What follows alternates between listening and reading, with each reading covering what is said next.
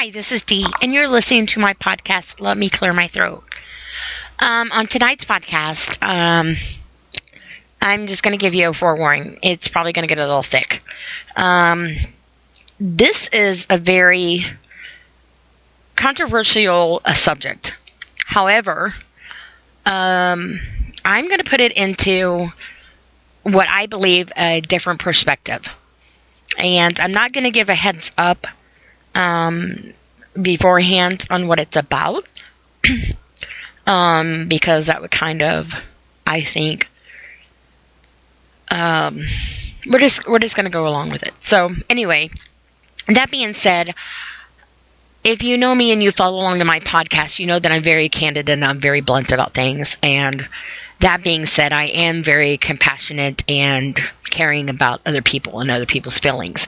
And I am very open and candid about myself and things that I have been through and my thoughts and my feelings towards others. And that I don't downplay the fact that everybody matters, because everybody does matter. And I think that is what's wrong with society today. I think that's what's wrong with the world, is that everybody is always taught to segregate and separate ourselves, and we are programmed to alienate each other and alienate ourselves. And I think that there are a few incidences that we take for granted more than ever of specific individuals that, unfortunately, we are supposed to be a voice for, that get lost in the shuffle, sadly to say. And I'm going to touch base on that. And to be quite honest, I'm probably, to be very blunt about it, I'm probably going to piss some people off. And I would say that I'm sorry, but we're just going to have to talk about the subject. And hopefully you'll understand, because I'm going to advocate for those that have not been given a chance to have a voice to be able to speak up for themselves. So I'm going to be their voice. So anyway, in tonight's episode, we're going to begin it as such. So I'm going to start off and I'm going to say, so if I pick one person out of every 4 people in the whole United States, and I give them, let's say, $3 million, would you think that that would be a lot of money? If I give one person out of 4 people in the whole United States, so out of every 4 people, I pick one person and I give them $3 million. Would you think that's a lot of money? And would you think that that would pretty much last you for the rest of your life and you'd be happy with that? You know, tax-free. You know, just giving it to you.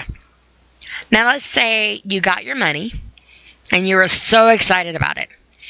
And you were making all kinds of plans with your life and what you were going to do. But instead, all of your money and all of your hopes and dreams and everything that you had planned and everything that you were so excited about was stolen, was taken away from you. And you were left with helplessness and nothing. You had no way to stop it. And it was stolen from you. And sadly, you knew who stole it from you. You knew who took it from you. And the sad thing about it is they also received $3 million.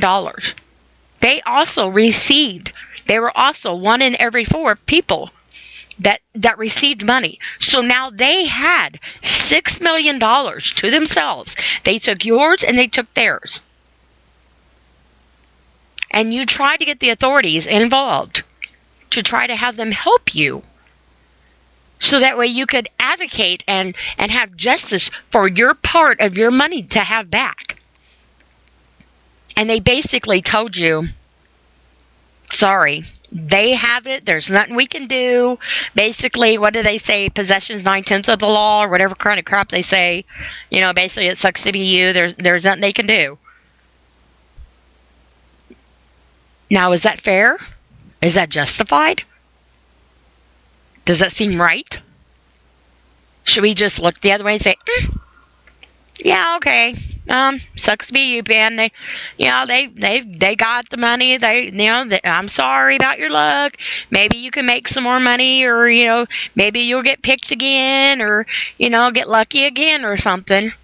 Is that how we're supposed to look at that? Just keep that in mind. If you are one in those four, and somebody came in and stole your $3 million and kept it to themselves and the authorities, and nobody would do anything to help you to be able to get your belongings back. Something that you had been rightfully entitled to. And they would do nothing to help you. And the person that stole it got no consequences. Now, is that fair?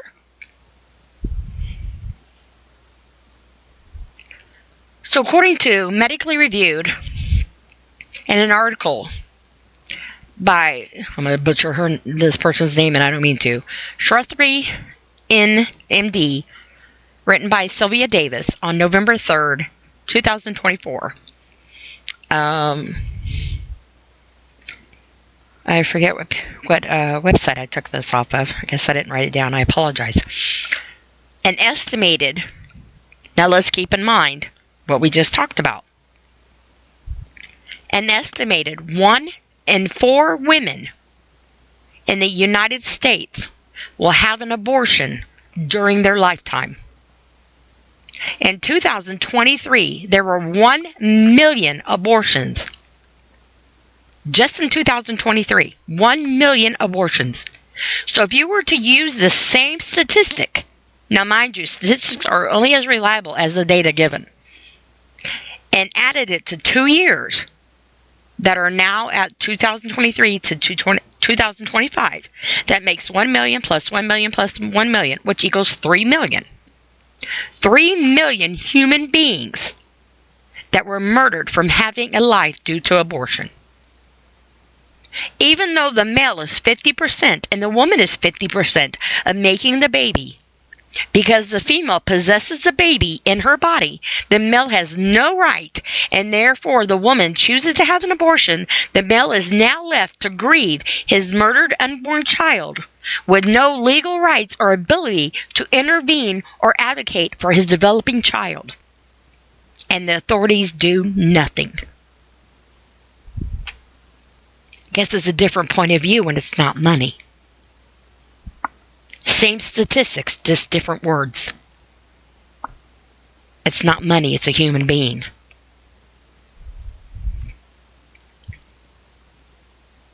So what is an abortion?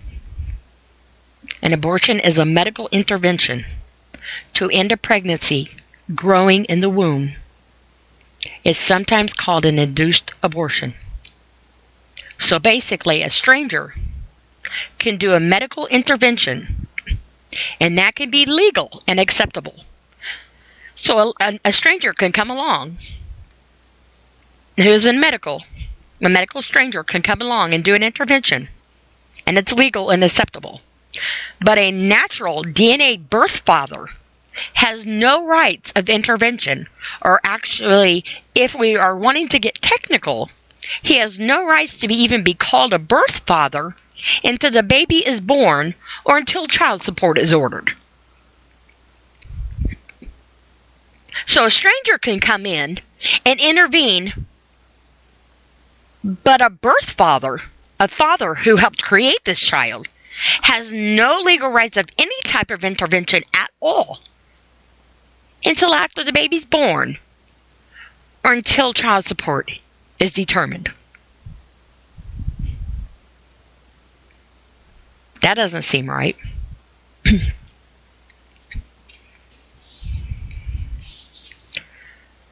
So we have Equal Rights Amendment. Kind of thus the title of my podcast tonight. Equal rights my ass. Equal Rights Amendment, written and fact-checked by the editors of the Encyclopedia Britannica. People don't know what that is. The Britannica is an encyclopedia. Back in my day, we had these books that were called encyclopedias.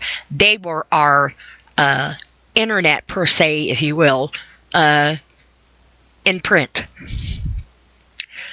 This was last updated March 27th, 2025. Equal Rights Amendment. A proposed amendment to the... Now, pay attention to these words. A proposed amendment to the U.S. Constitution that would invalidate many state and federal laws that discriminate against women. Its central underlying principle is that sex should not determine the legal rights of men or women. Its central underlying principle is that sex should not determine the legal rights of men or women.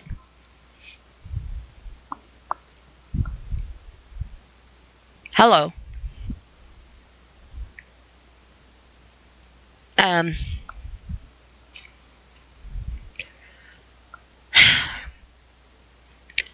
Where in this amendment, because this is kind of hypocritical, in my opinion, because in the sentence before that, it says a proposed amendment to the U.S. Constitution that would invalidate many state and federal laws that discriminate against women.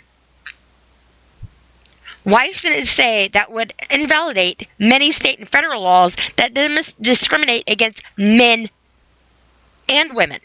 It doesn't. It just says against women. Its central underlying principle is that sex should not determine the legal rights of men or women.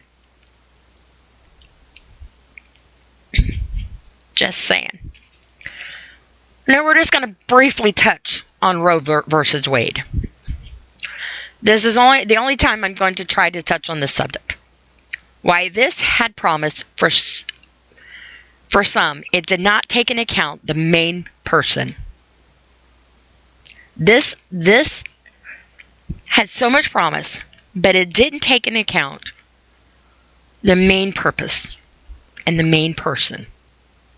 The innocent human being that is dependent on those that created them. Instead, they are left as a sacrifice, now dependent on whether or not their life is allowed to continue to live. A mere battle now in a courtroom of strangers that now decide their fate based on their own opinion and or preference, not giving an account that their decision could not only take their life, but could also allow these same strangers to get away with cold-blooded murder. So you got complete strangers sitting in a courtroom based off of their preference, their opinions, and their point of view on whether or not this unborn human being that is a person, whether or not they get to live or die. And the father has no say-so, but these strangers in a courtroom determined whether or not they do, whether or not the child does or not. But the father has no say-so at all.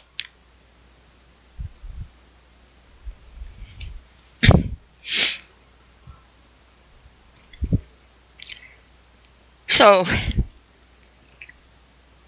in the last sentence I said, not giving an account that their decision could not only take the child's life, but it also allows these same strangers, authority strangers, mind you, law-abiding, supposed to be law-abiding strangers,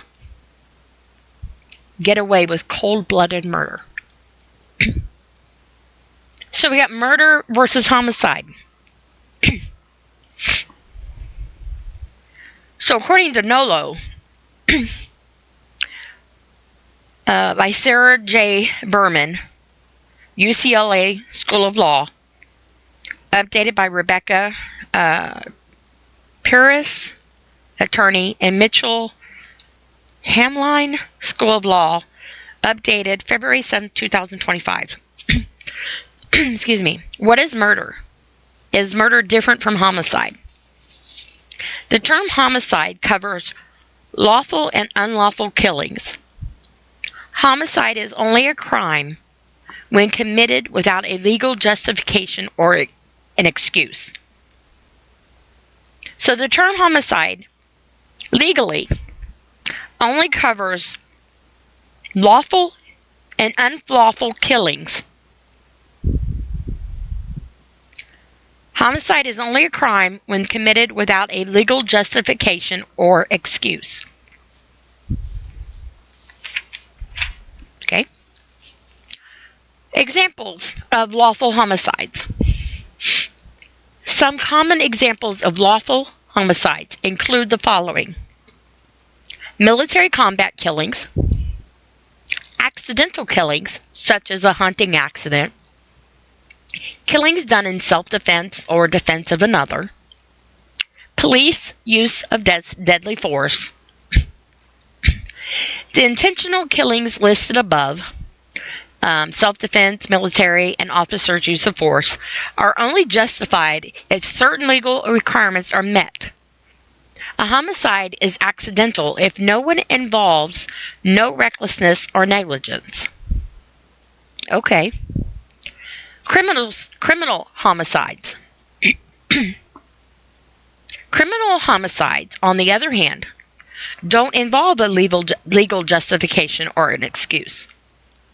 They are punishable under law as murder, manslaughter, or criminal negligent homicide. Punishment for criminal homicide depends on how culpable society deems the person's actions.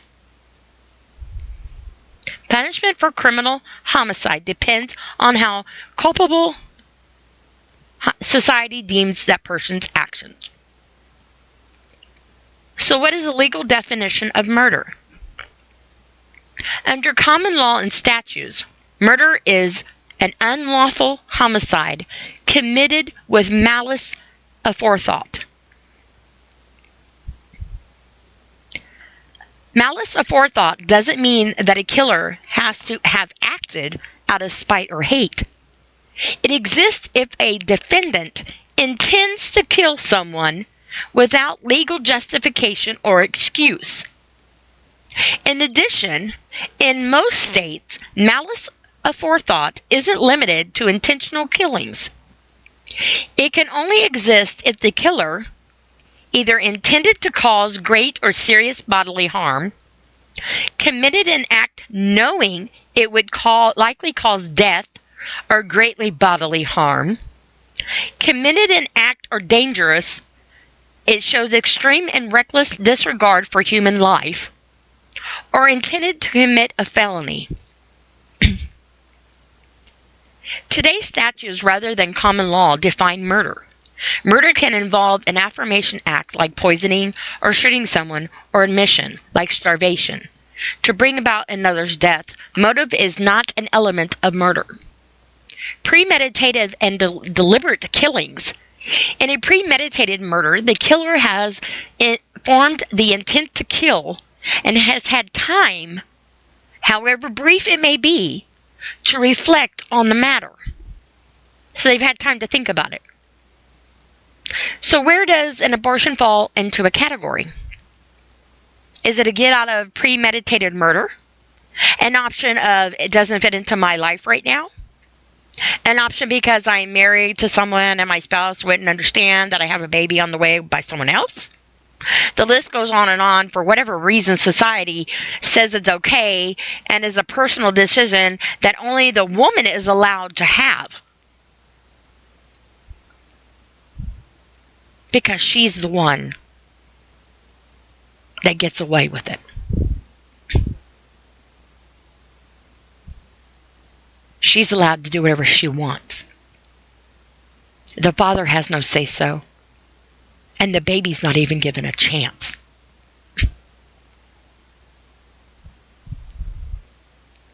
To me, that is premeditated murder. They have time to think about it. And they knowingly commit an act knowing it is going to cause death to a human life.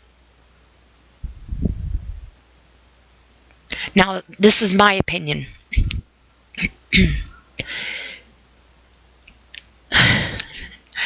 If somebody wants to have an abortion and kill a human being, then they deserve to suffer consequences. Because that is murder. It is no different than going out and killing somebody else. Because I'm going to tell you,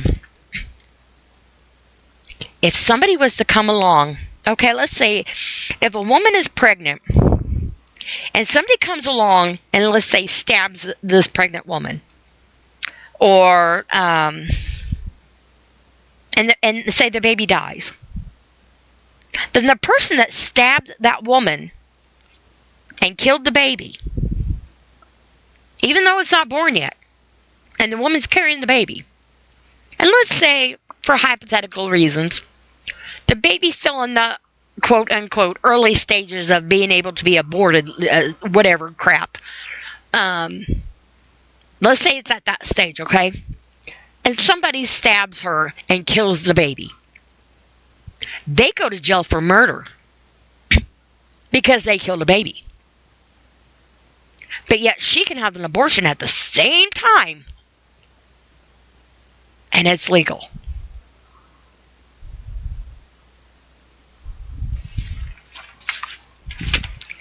Something's wrong with that. I don't even think that's even a word. I don't even think saying something wrong with that is even appropriate statement. Now, I'm going to talk about we're going to talk about a little bit about the birds and the bees and the bees and bees and the birds and the birds and the bees want to be bees and the bees want to be birds and whatever you want to say. If you've listened to my podcasts in the past, I've talked to you about a little bit about my history of my job, different jobs that I've had. I was a scientist, and I actually, at one point in my time, I was a sperm specialist. And I did cryopreservation, genetics, morphology, fertility, ICI, IUI, did all of that stuff. I know a lot about fertility and how it works. And I'm not just saying on how a baby is made in the bedroom, per se. The act of the actual fertility. And there are so many people in this world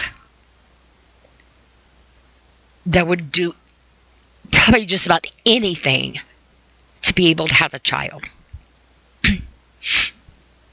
And I've told this story before, but there was this young teenager that came in one time.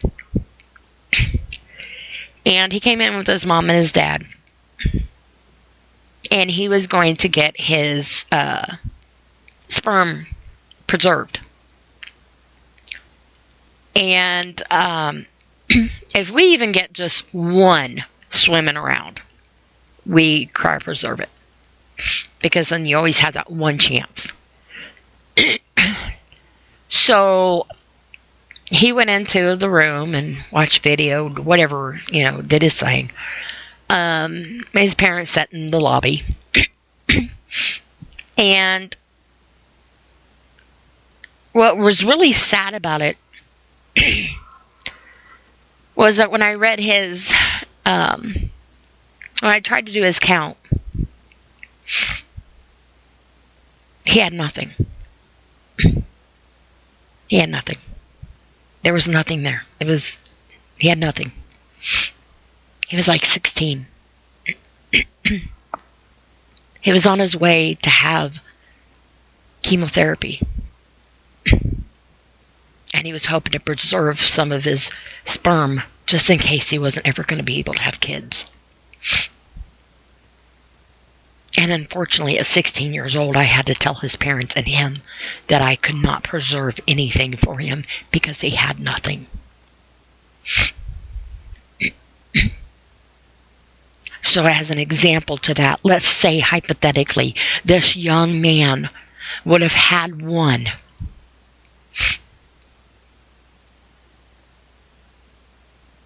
And he would have, let's take it a different step.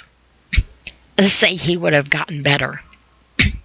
And his fertility ended up building up. And he met somebody. And she ended up getting pregnant. Of course, he would be so excited because of all the, obviously, he was excited to be a dad. Everything he'd been through. And he was excited because he didn't think he'd ever be able to have kids, And she went out and had an abortion.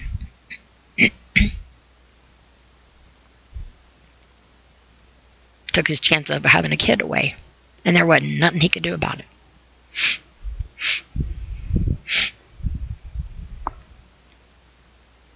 That's wrong. That's beyond wrong. And it shouldn't even have to be an example like that. It shouldn't even have to matter on whether or not somebody has cancer or has, not being able to have kids or whatever. The point of the matter is, it's a human being life. Regardless of how it's made, on how long it takes to conceive, how long it takes to implant, on how long you detect early pregnancy, how long a pregnancy test takes to it, how long it takes for your cycle to circulate through, how long your HCG levels take time to, build up, and this, that, and the other, and blah, blah, blah, blah, blah. It doesn't effing matter. It's a human being. And I've got this all in my notes where I can read this all if y'all want me to. Because I went through and I typed my notes up because this is something very passionate. And I'm like, okay, I need to make sure that I need to have everything in order. Because this is a very, very, this is a very touchy and sensitive subject. And the sad thing about that is it shouldn't have to be. It should not have to be a touchy and sensitive subject. We're talking about a human being. Oh, gee, I don't know. Should I kill it today or should I wait until next week? Let me check my appointment schedule. Oh, I think I can probably do next Thursday. Go ahead and schedule me for then. What the F? Are you kidding me? Sounds like premeditated murder to me, people.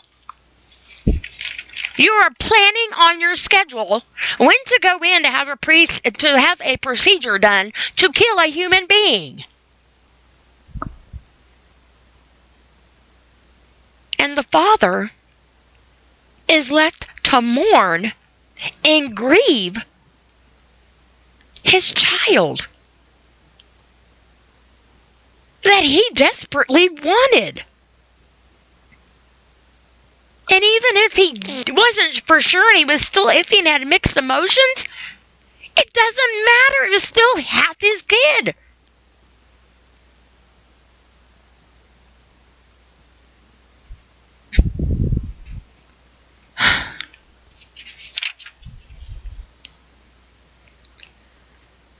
So, people talk about, well, the heart hasn't developed yet, and until it has a heartbeat, it's not really a baby. You know what? You need to really learn your anatomy. You really need to learn your anatomy. Because I'm going to tell you, you're wrong. You're straight up wrong. And I'm going to tell you why you're wrong. Because the first thing in a pregnancy is not your heart.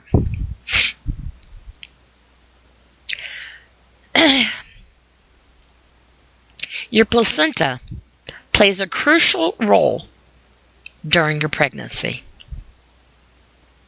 So what does a placenta do? Now I'm going to tell you a little bit about my history, and I will tell you I know about the placenta. And this is how I know. As I said, I was a scientist. I did tissue procurement and biorepository. At the same time, I was doing cryopreservation as a sperm specialist. I also did cryopreservation and tissue procurement at a biorepository cryopreservation lab. I used to get the placenta from C-sections from consenting patients, and we would take the amniotic membrane from the placenta, and we do skin grafting for burned Army victims at the Brooke Medical Army Center in San Antonio, Texas.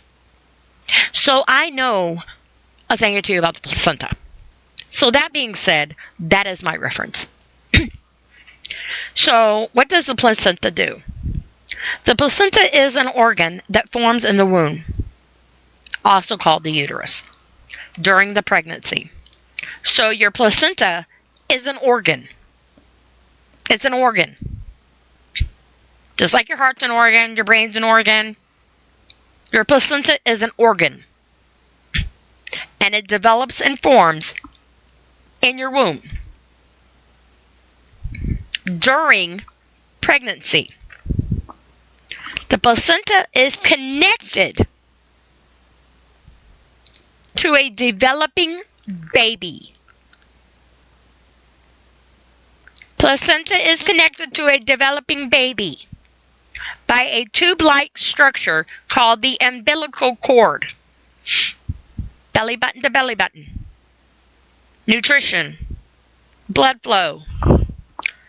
Through the umbilical cord, the placenta provides oxygen, nutrition to the developing baby. It also removes waste from the baby's blood.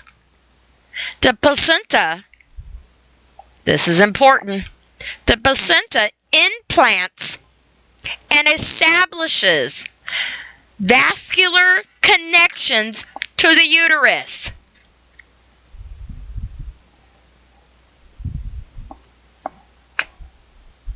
What does your heart do?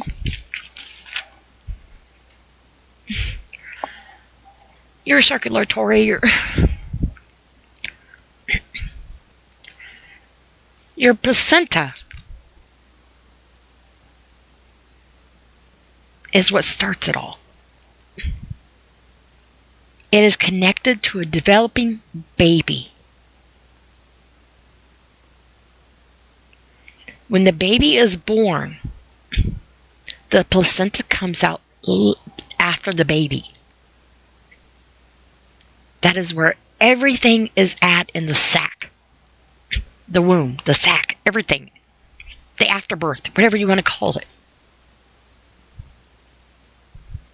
We would take it, we would swab it for bacteria, for testing, and we would do what we have to do to it. Very interesting to look at, but I'm different than most people. I used to clean crime scenes for a living. I'm different than most people. But people think that just because the baby's heart is not beating, that it's not a person yet. So we're going to take a little spin on it. Let's say, okay, I don't really believe you on the placenta thing, okay? Okay, your opinion. Let's take a different spin then, okay? Let's spin on it then. We're going to take it a different direction then. If you don't want to talk about the placenta, let's talk about the brain. The brain before birth.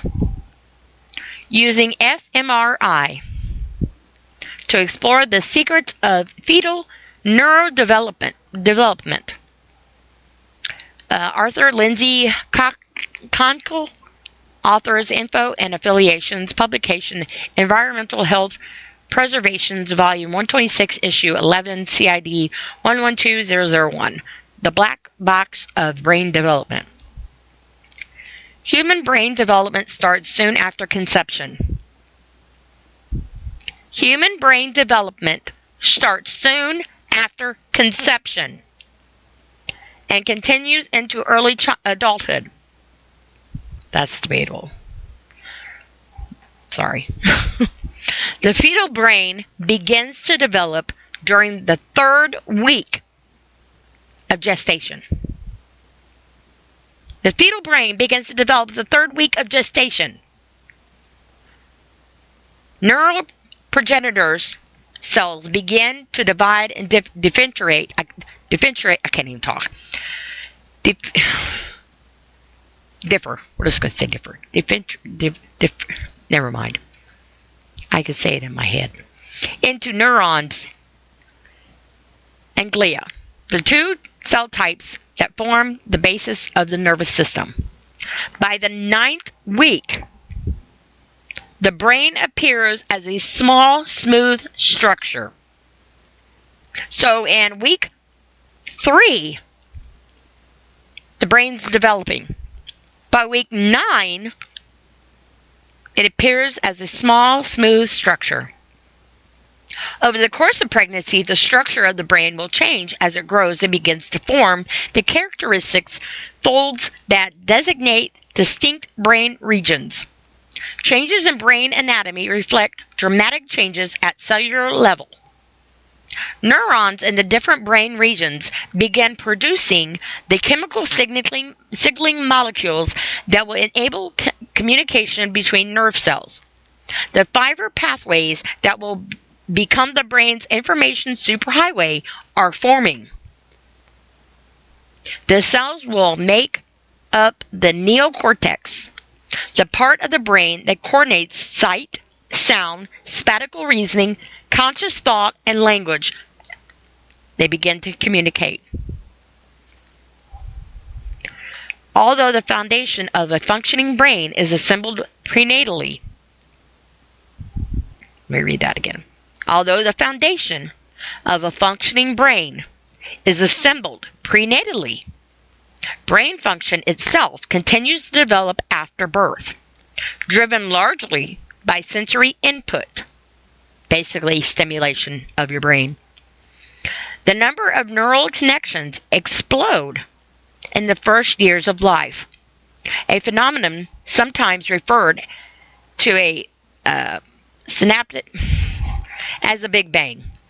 After age 2 years, the number of neural connections decreases. Now I'm going to say this. Sometimes I have problems pronouncing words, even though I know what they mean. I get tongue-tied. But I'm going to say this. So, obviously, your brain is already starting to develop pretty much right off the bat. Like, by the 3rd week, it's like going.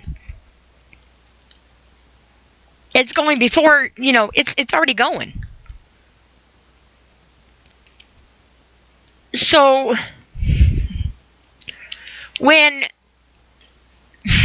how do I say this?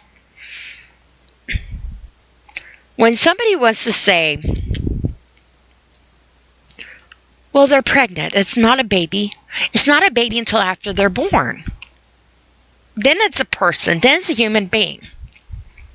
It's not a person until it's born. It's not developed yet. Until after it's born. After it's born, then it's developed. Okay, I'm going to say this.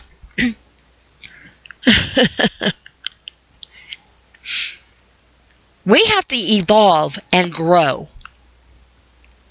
We grow as we grow up. We develop as we grow up. So when we start in the beginning at conception, we have to develop and grow. You are not going to be born as an elderly person and then ready to die. Oh, you're born, now you're gone. I'm done. I'm developed. You're not going to be born as an adult. You're not going to be born as a teenager. You're going to have to develop and grow to be that level of a person as a human being. If somebody was to come along and say, well, you're not an adult, we're going to have to kill you because we only accept adults. We're going to have to off you. We only accept people that are over 65. You're going to have to go. So if you don't meet the quota, then it's okay to kill you? That's the same as saying that to a baby. Just because the mother has not had this baby yet, it hasn't met the quota of being born, so therefore it's allowed to go? It's allowed to be killed? How is that? How is that ethically, humanly? How is that not murder?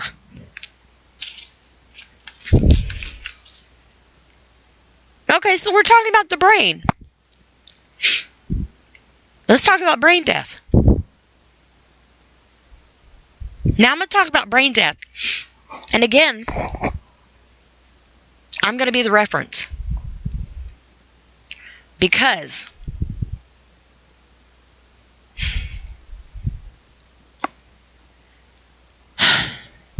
my grandson was brain dead.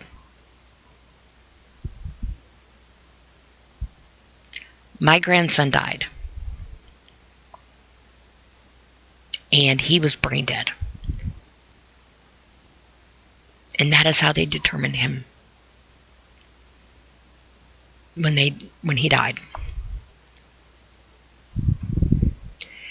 And I'm going to read this to you. And then I'm going to tell you what I think based off my grandson. So it says, what is brain death? Now, we just talked about brains developing in 3 weeks in. So we got the heart. Okay, we can kill a baby because the heart is not developed. The brain is developed, obviously, here, before the heart's going. Brain death is the medical and legal term for death that happens when your brain stops working.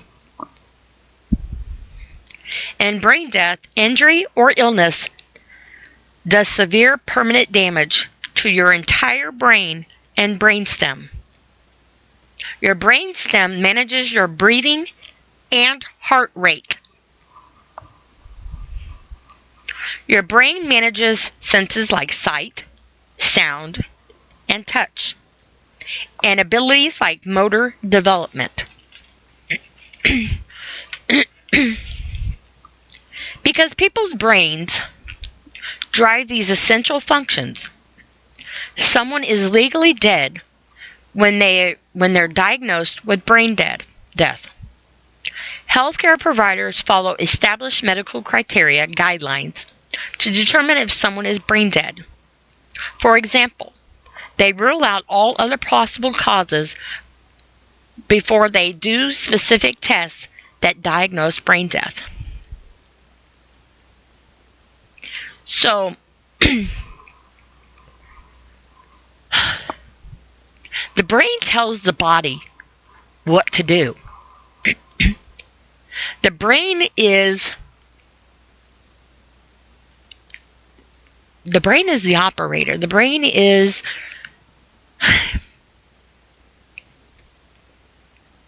if the brain dies, that's it. There's no recovery. You don't transplant a brain. You can transplant another organ, with all due respect, certain ones. But you do not transplant a brain that I know of. When somebody is brain dead, they're gone. There is no hope for survival for them to come back. However,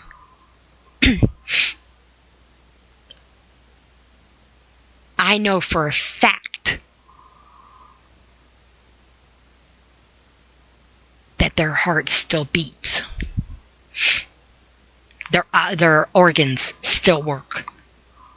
Even though they're brain dead. A machine keeps them alive. Their organs, not their brain. A machine keeps their organs going and their temperature at a certain temperature in order for their organs to be donated to another human being to save another human being's life. And I know for a fact that you can be brain dead and your heart can still be beating. Because there is a little girl in this world that walks around with my grandson's heart, literally to this day, because he was an organ donor. There are 4 little girls that walk on this earth because of him. One literally has his heart. So don't you tell me that a heart needs to be developed in order for somebody to matter. Because my grandson mattered.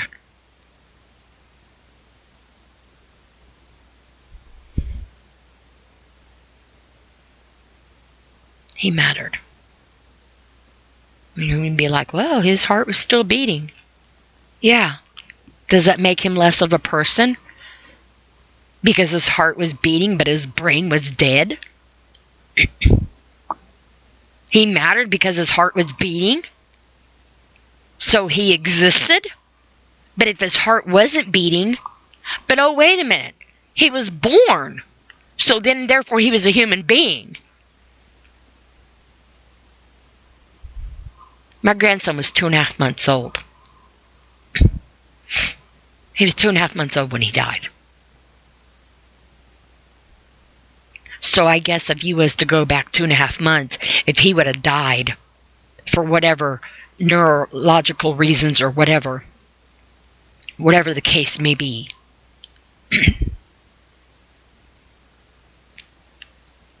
if he would have died during the time that he was being carried, then he wouldn't have been a person because he wasn't born yet. I guess. Depends on who you are. I guess. Because it's controversial to some people. Some people are like, oh, well, hey, you can abort them all the way until right before they're born. So, hey.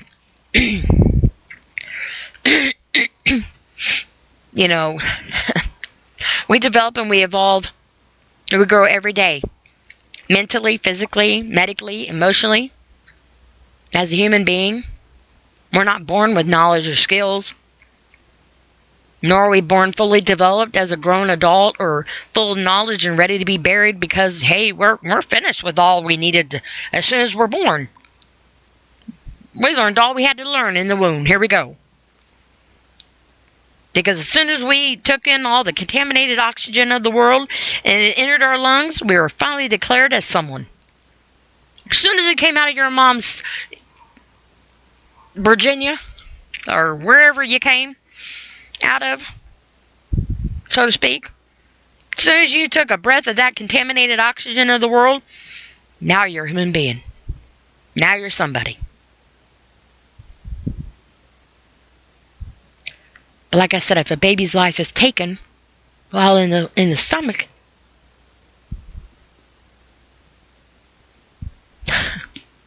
as long as it's deemed acceptable, as long as it's at the hands of a mother and a doctor. But the minute the baby is on its way through the birth canal, and let's say the mother's like, I changed my mind, Doc. Go ahead and kill it now.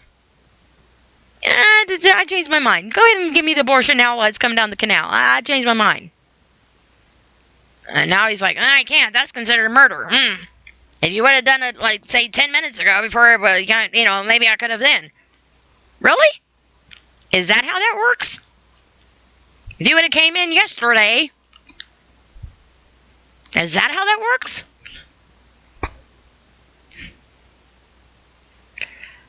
There are so many things that can... There are so many places and so many people that can offer so much.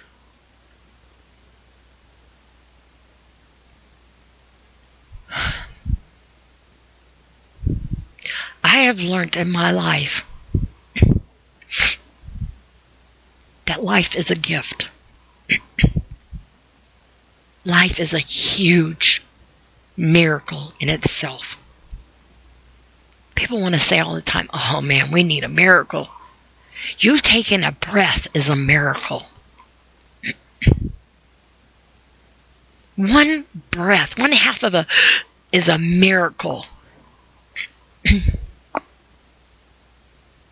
That everybody, respectfully, everybody takes for granted at one point in time. But when you add an innocent little human being that didn't ask to be born, that is codependent on the two people that decided to lay down with each other, whether they know each other or don't know each other, whether they love each other or they don't love each other, is irrelevant to that child. They don't know the difference. All they know is, hey, I'm going to tug on this umbilical cord. I need some more juice down here. They don't know.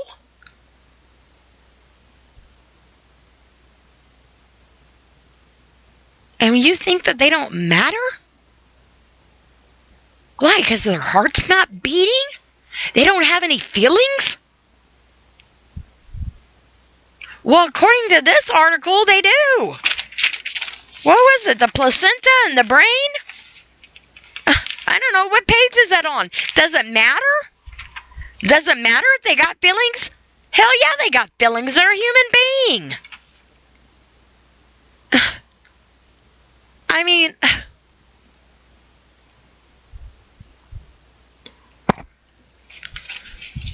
if you don't want to be, I'm going to say this bluntly. If you don't want to be bothered with your precious life, with the blessings of a beautiful miracle, then at least do the right humane thing and donate your body to be the, I don't know, I guess the incubation bubble, if you will,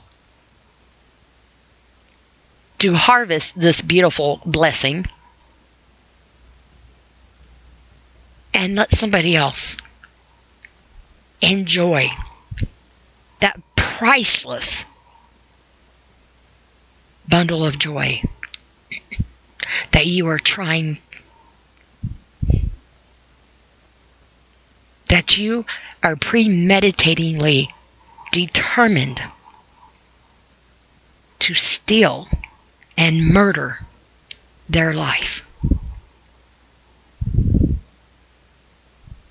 Just because you can't hear their heart beating. And honestly, to me, you sound like a pretty heartless person. And yours is supposedly beating. And maybe that sounds mean, but I don't really effing care.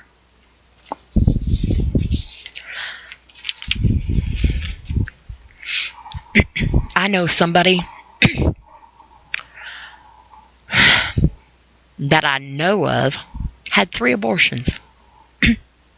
Was going to have 4, but decided to have the other one. And I know of a fact 3 of them. One of them, she got pregnant by this one guy, had an abortion, turned around and got pregnant by him right away again, like maybe a month or 2 later, and went and had another one. Like it was just disposable, no big deal. Oh, I don't want this. I got pregnant again. I'll just go abort it again. I'm sorry if it's an inconvenience. My bad. If you don't want to have a child, there's ways that to take care of things like that. And that's not killing it. One, you can use protection. And I know they don't always work. But there are places like adoption. There are places like family and friends. There are places like safe haven boxes.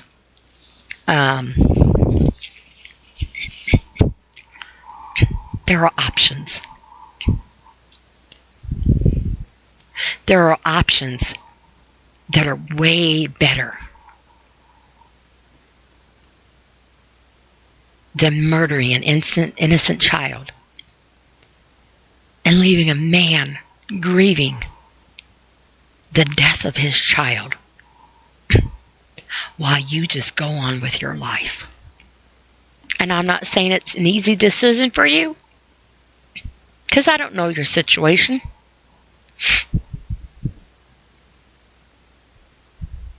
But to some,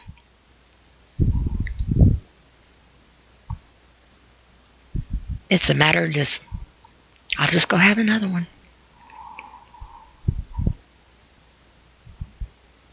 It's still a human being.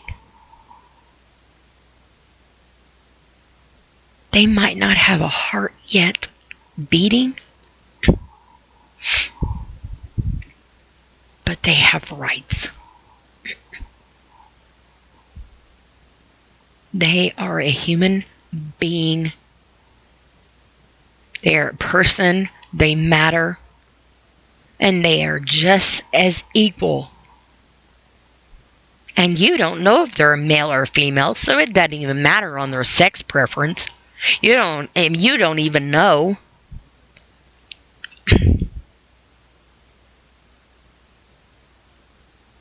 They have just as much right of being alive as you do.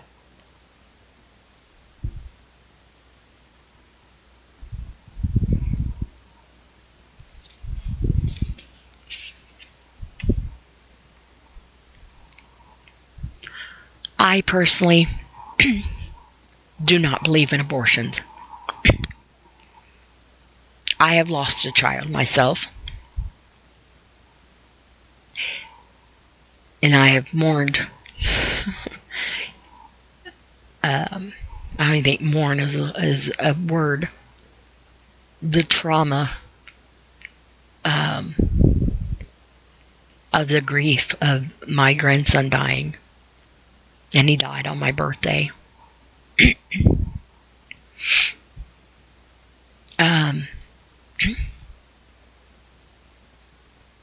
Life is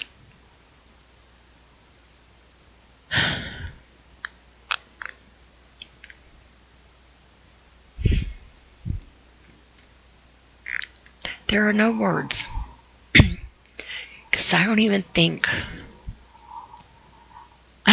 I would pick out the right word. It is a blessing. It is a miracle. It is. And it is not as easy. I know this will probably sound silly to some people. But there are so many people in this world that have difficulty even getting pregnant.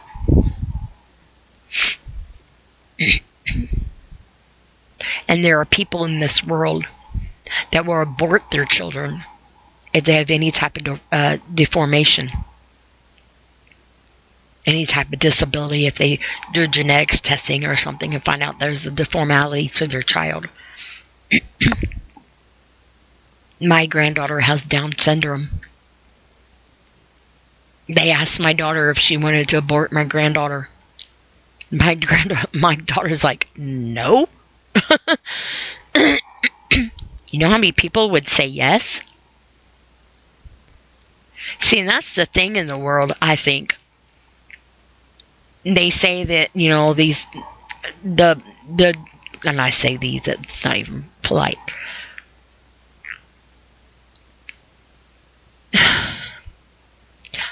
The children that grow up to be young adults, teenagers, or even just young children or babies, or that have some type of ability, or as some people like to call them, disability. I think that they are truly the biggest blessings of the world. because they are the most beautifully gifted, innocent people, human beings that are gifted to us that we take for granted, that we look at as, and I say we as just a figure of speech, because I am very big on being an advocate for my granddaughter and stuff, and I was a therapist for autistic kids. I'm very big on that.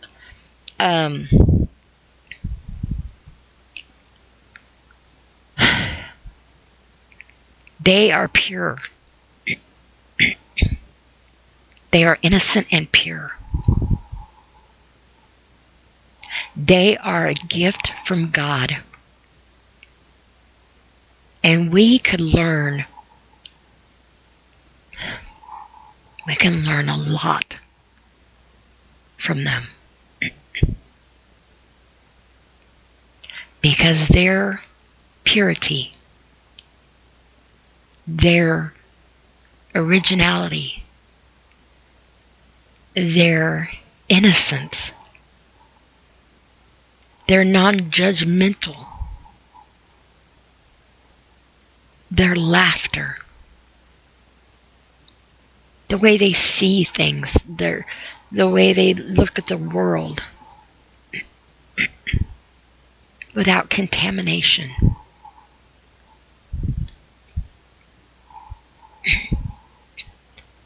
That's what's real. That's the way the world should be. We are the ones that got it all wrong.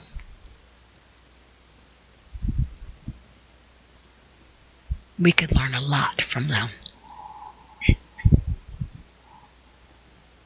And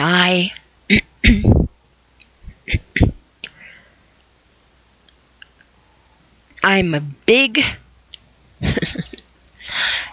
people say a lot of bad words in the world. And I say a lot of bad words, but who says a bad word is a bad word? I mean, really. Because somebody says it's a bad word, it's a bad word. But really, where is it written? Oh, this is a bad word. I will say, if I was to choose a bad word that should be a bad word,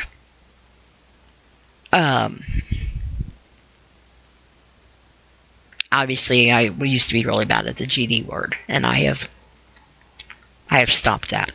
And I have apologized tremendously between God and myself. But if a word should be a bad word, if ever, should be the word retarded.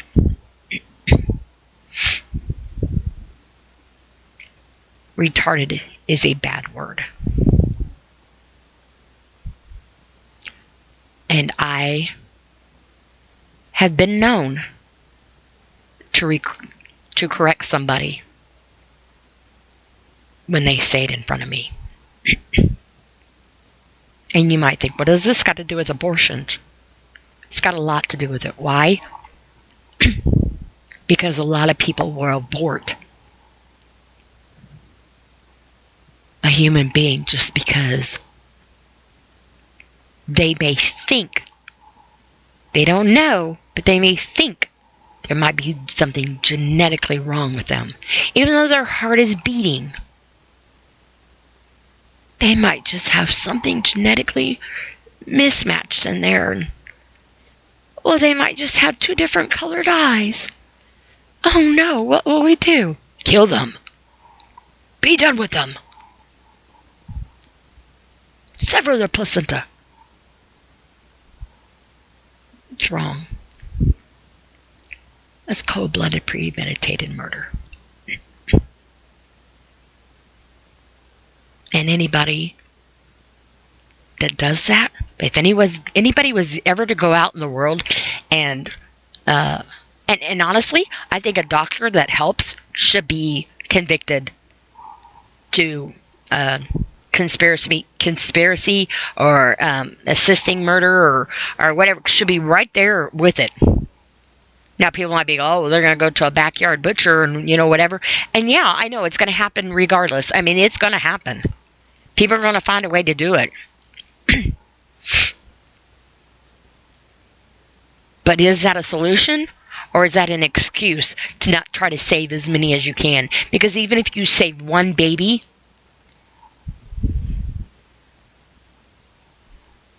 then that's not what?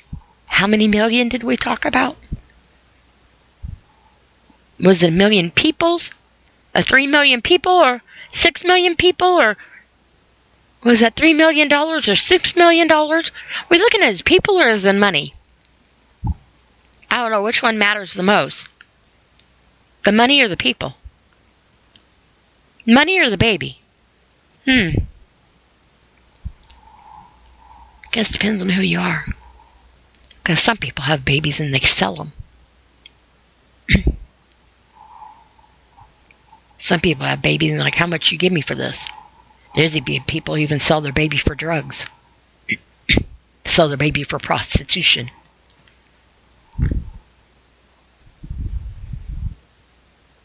That's a whole different podcast, though. Like I always say, our kids are innocent till we corrupt them. But in this case, some people would rather murder them than even give them a chance.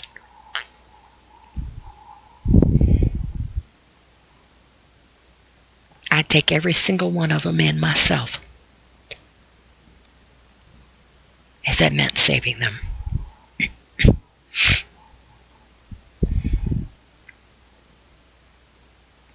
Because I would rather give them a chance to breathe and sacrifice everything I have in life to give them a chance at life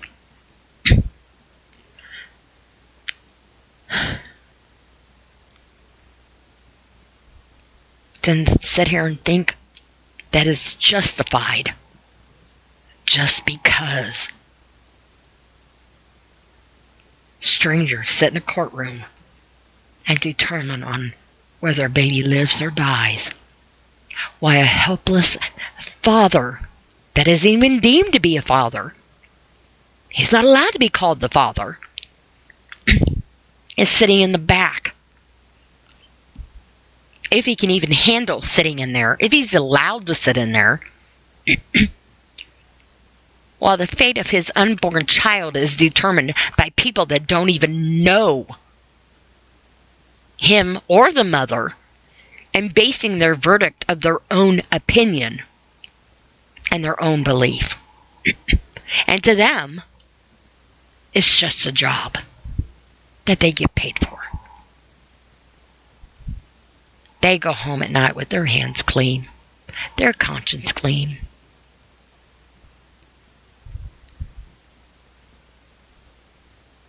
That dad goes home to grieve. That child never even makes it to their first breath. That doctor cashes in. And the mom does whatever she needs to do. Whatever she feels she needs to do. Because in the end of it all, she's the one in possession. Even though she took both halves. The dad's and hers. She took a part that wasn't even hers. She stole the dad's part. Just because it's in her body.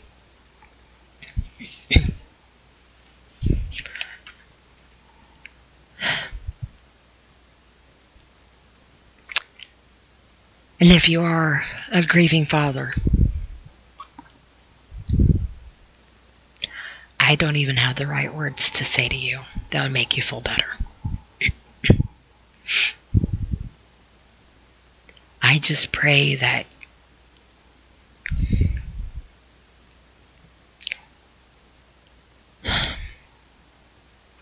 you find a way to be an advocate for your unborn child or children. Because you might be the very person that makes a difference and saves someone else's. Because nobody's life deserves to be in vain. Nobody's life deserves to be lost. There is no reason or justification.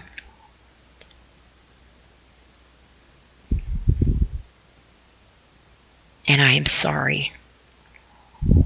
Even though I don't know you, I pray for you that you find some way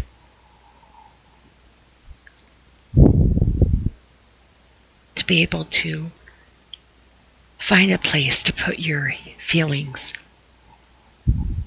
and your grief, and find some way to put life into your child that you were never given a chance to hold.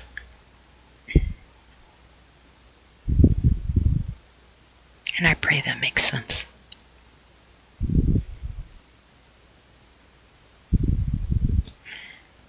And if you are going through something, whatever it may be, there are resources out there.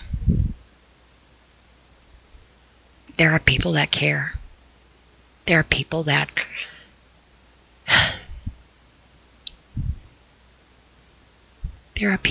do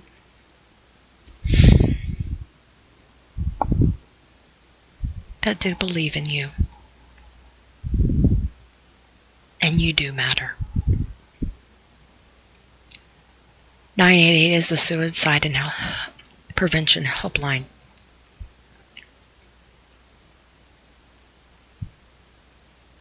And there's also other resources. I'm sorry, I'm a little tongue-tied right now. Check for resources in your area. Find different coping mechanisms that may help you through different anxiety or panic attacks. I talked about that several times in my other podcasts as well.